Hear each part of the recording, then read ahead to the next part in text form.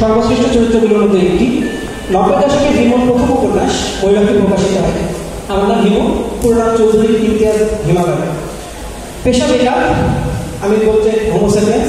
আমার প্রিয় রং হলুদ এবং নীল, এবং আমার প্রেমিকা রূপা। আমি রূপা।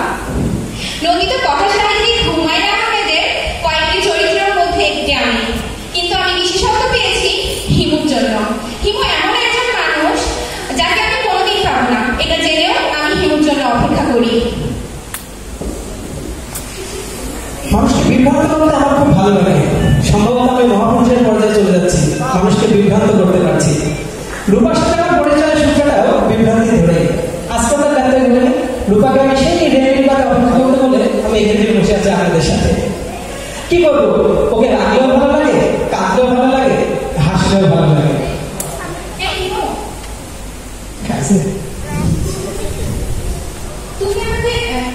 হ্যাঁ বলো।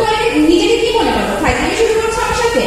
তুমি আমাকে রেডিওতে অপেক্ষা করতে বলে এখানে বসে? আমি জানি না, আমি দেখিনি। এখন কিছু বলা যাবে না, রূপা রেগে আছে।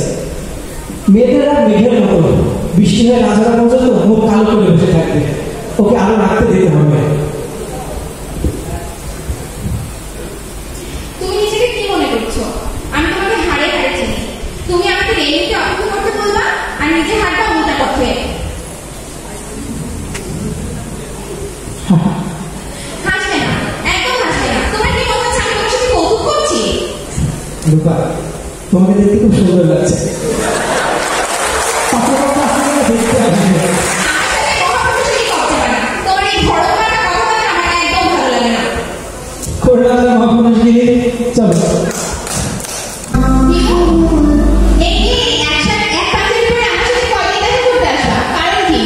আমার আর কোনো পাঞ্জাবি নাই। তুমি যে ফেসবুকে নিত্য নতুন টি-শার্ট পাঞ্জাবি পরে ফটো আপলোড দাও, তোমার বান্ধবীগুলো যে সেগুলোতে লাইক দেয়, সেগুলো আসে কোথা থেকে? আমার রুমমেট এসব। অসহ্য। আধা ঘন্টা ধরে আমি বসে আছি, তুমি এত দেরি করে আসলে কেন? 30 টাকা বাঁচিয়ে হেঁটে আসলাম। কেন? রাতের মেয়ে খাবো তাই। ওখানে কি খাওয়া? কি খাওয়া? অসহ্য। গত 7 দিন ধরে তুমি আমাকে ফোন দাও না, তোমার কোনো খোঁজ খবর নেই, কারণ কি? ফোনে ব্যালেন্স নাই। তাহলে পকেটে নিয়ে ঘোরো কেন? তুমি ব্যালেন্স করে দেবে তাই। সবই যখন আমি করবো, তাহলে তুমি কি করবা? তোমার একটা ক্ষতি করবো। পাগল একটা, আমার কোনো গতি করতে হবে না। কি? তুমি সবসময় এরকম করো। কি পেয়েছো নাকি তুমি? তোমাকে একটা সিভি রেডি করতে বলেছিলাম, করেছো? কিসের জন্য? বিয়ের জন্য যেগুলো পাঠায়। তুমি জানো আমার জন্য কতগুলো সিভি জমা পড়েছে? তুমি যদি সিভি পাঠাও, ওখান থেকে তোমারটা চুজ করে নেবো, ব্যাস ঝামেলা শেষ। আমি এসব সিমিট্রি করতে পারবো না, কত সময় নেই না। কি করো তুমি সারাদিন? কাসিম মামার দোকানে লুডু খেলি। কাছে পাবে। আমাদের বাসার সামনে রিক্সা গ্যারেজ, ওই গ্যারেজের মালিক কাসিম মামা। চুপ করো, একটু সিরিয়াস হও। হ্যাঁ, হলাম সিরিয়াস, বলো। তুমি সারাদিন অনলাইনে কি করো? নাবিলাকে পড়াই।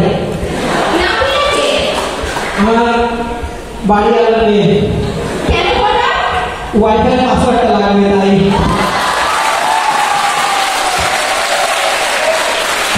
তুমি কোনোদিন মানুষ হবে না? আমার কি মানুষ মনে হয়? না, মনে হয় না। তুমি কি জানো আমার জন্য কত বিয়ে সম্বন্ধ এসছে? হ্যাঁ, বিয়ে করে ফেলো। কতদিন বিয়ে দাওয়াত খায় না? মানে কি? নাবিলা রাজি হয়েছে।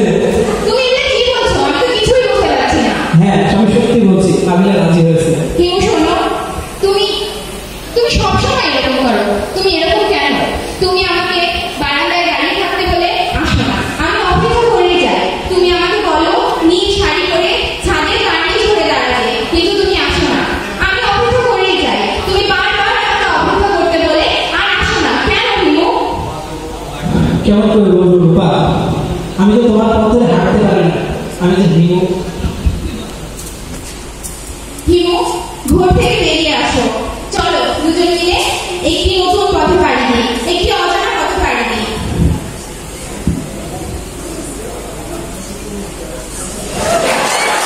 হিমু আমার অনেক জমা, তুমি ওসব বুঝবে না। হিমুরা আমার হাত ধরে না।